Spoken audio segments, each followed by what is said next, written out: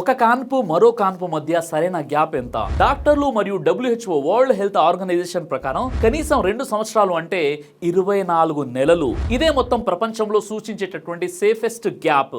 ఎందుకు 2 సంవత్సరాల గ్యాప్ అవసరం అంటే, ఒకటి, తల్లి శరీరం పూర్తిగా రికవర్ అవ్వడానికి డెలివరీ తర్వాత రక్తం తగ్గుతుంది, కాల్షియం ఐరన్ తగ్గుతుంది, గర్భాశయం పూర్తిగా హీల్ కావడానికి టైం పడుతుంది. ఇవి నార్మల్ కావడానికి కనీసం 18 నుండి 24 నెలలు అవసరం. ఇక రెండవ రీజన్, మొదటి బిడ్డకు సరైన కేర్ ప్లస్ ఫీడింగ్ అవసరం.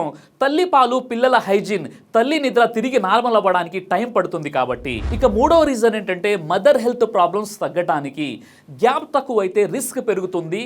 రక్తహీనత, BP problem, preterm delivery, low birth weight baby, C section complications వచ్చేటటువంటి అవకాశం కూడా ఉంటుంది కాబట్టి. ఇక నాలుగో రీజన్ ఏంటంటే, రెండో బిడ్డకు కాంప్లికేషన్స్ తగ్గుతాయి.